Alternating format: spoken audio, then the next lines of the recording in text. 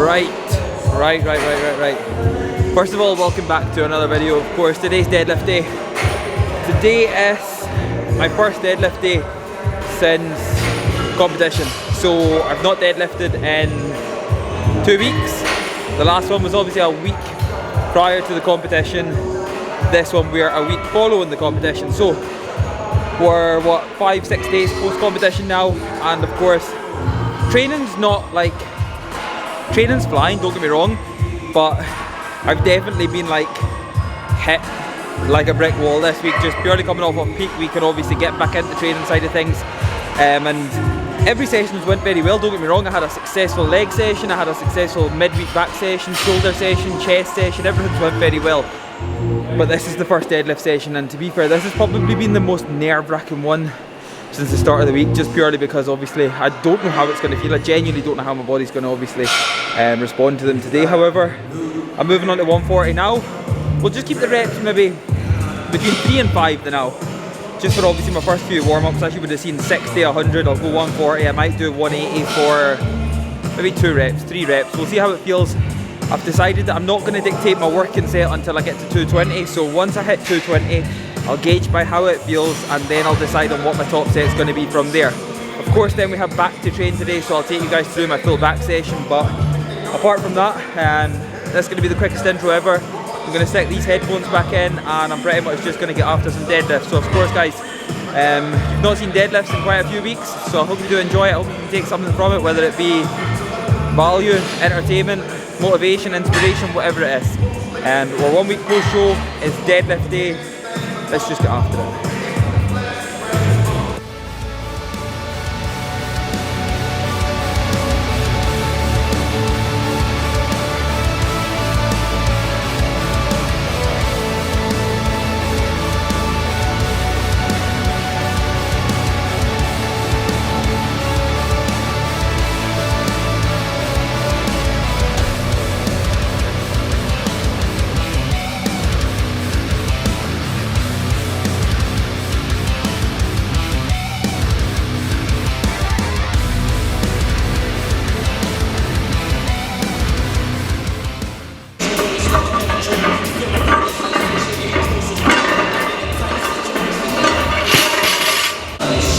I'm gonna go 6.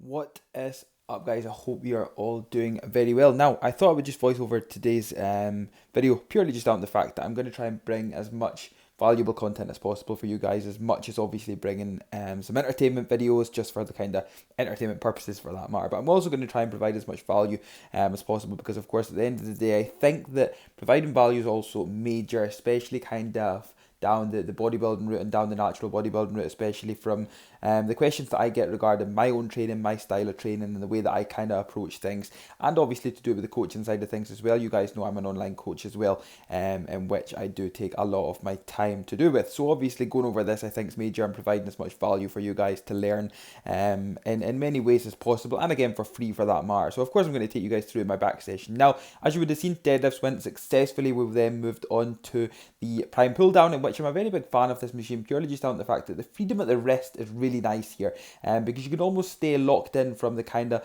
lower half to your back, but the freedom at the wrist allows you to really drive your elbows in multiple angles and multiple variations to connect with your lats as much as possible, and that's why I'm a very big fan of the prime pull down. So I will utilize that maybe up towards 2 times per week, just because of how nice it actually is. We then moved across to the Atlantis T-bar row, in which again is a very nice piece of equipment, purely just down to the fact that you can really choose where where you want to target on your back. So I'm using the mid grips here, in which I'm staying overhand, so it's more so a kind of diagonal between overhand and neutral, and I'm focusing on my mid to upper back. So I'm biasing my mid to upper back here by driving my elbows, as you can see, out nice and wide. I'm not flaring them out too high to stay on just the upper back. I'm staying within the mid back, so I'm keeping it at a nice diagonal angle to ensure that I'm making all the connections that I need with my back. So we have to take on board that from a perspective of back training, we do have to make sure that connection is the key, and driving something like your elbows towards a specific position of your back is going to determine where it is being hit. So you want to be making sure that wherever you are wanting to target, you are directly driving your elbow pattern and your elbow position towards that exact part. So as you can see here, my mid to upper back is the exact position that's being contracted the hardest. I'm essentially staying away from the lower back and staying away from isolating the upper back. So as you can see, we're trying to stay on this from the absolute start to the finish of the set, even when it does get very hard. So on here, I performed 2 top end sets and I performed a back off set, which was the exact same as the prime pull down. What I done was I worked up to a lovely set of between 8 and 12 reps, so a heavy 8 to 12, and then I backed off and performed 2 back off sets in which I pulled off 2 plates, and then I performed obviously my back off sets at, again, a higher rep range. Now we moved on from here. As you'll see, obviously I'm using quite a few different variations of attachments today, or grips for that matter, in which I'm targeting my back. So of course, like I've said on multiple occasions, we want to be making sure that we're targeting our back from all angles. We don't just want to be making sure that we're targeting one specific part of the back, because when you turn to the rear and you hit a posterior shot in terms of a back double bicep or a back lat spread shot, or just in general, like taking away the kind of bodybuilding terms, you want to have an overall developed back. You don't just want half and half. So making sure that we can target the full back from all angles, heavy, light. Again, we want to be loading it in terms of non-supported movements. We want to be loading it in terms of supported movements. So again, making sure that we're hitting it from all angles is definitely the key. Now, as you can see here, this is one of my next favorite movements in terms of a close grip V-bar pull down. This is one exercise along with a wide grip pull down that I've kept in since the very beginning of my training. So that's taken me back 8 years ago now, and this has been a movement that I connect very well with. And again, even when I'm using a little bit of momentum, like you can see here on my very top end set, which is my heaviest set prior to my back offs, I use a little bit of momentum, but as you'll see, my elbow drive is staying in the exact same position, and you'll just notice my elbows going in one part and you won't notice them going all over the place. So as much as I'm using a little bit of momentum and a little bit of forced kind of momentum to get them reps in, I'm staying in the exact same positioning and pattern with my elbows, so I'm contracting my back as hard as possible. Now, this is also something that you guys know I train back twice per week. So again, that's something that I don't have a thickness kind of day and I don't have a width kind of day. I just pretty much hit my back from all angles and all loading variations over the course of both sessions. So I don't specifically have one or the other day, sorry.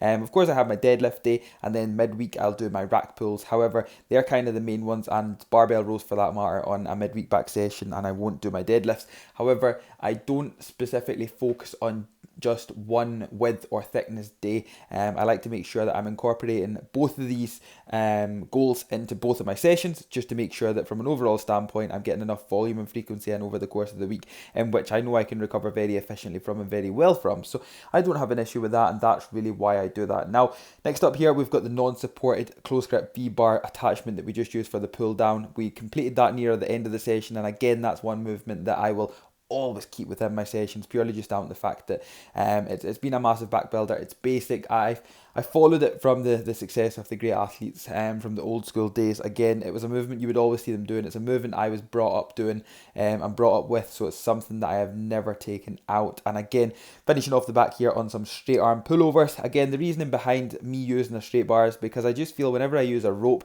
don't get me wrong, I can still connect with my lats. However, I feel one side always compensates for the other, and a kind of loose connection on one side and the other side just essentially takes over. Whereas if I use something like a straight bar or an EZ bar for that matter, which again is a small attachment, I can stay nice and locked in, and I can focus on driving both elbows down towards the lats, and I can connect very nicely with them. And again, I feel as if that's something that maybe if you feel that you utilize a rope and one side takes over from the other, or you maybe feel the rope slipping, or you might not feel as connected, trust me when I say this, whenever you move towards something like a straight bar or an EZ bar attachment for that matter, the connection is second to none in terms of how fixed in you can feel, because you're essentially on a machine more than anything. You're just having to work on core stability and not having to worry about where your elbows are going, because you're in a much more fixed position with a straight bar over using a rope.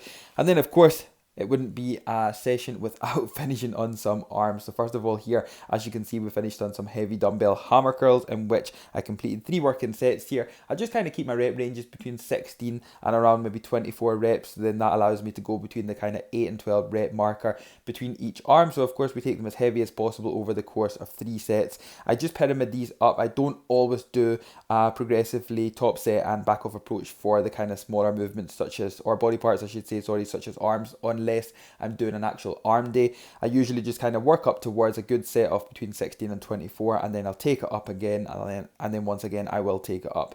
And last but not least, we finished on some good old barbell curls. As you'll see here, got the old guns out because of course we're still holding on to them shreds, so we've got to make it worth it. But apart from that, guys, barbell curls to finish. Again, 8 to 12 good reps, pyramided up over 3 sets, and that was my back session complete. So of course, guys, I hope you were able to take something from this. If you were, then fantastic. If you've got any questions, don't hesitate to drop a comment down below, send them across to me, and I'll get straight back to you. But apart from that, don't forget to drop the video a like, subscribe to the channel if you are new, and I'll catch up with you all in the next video.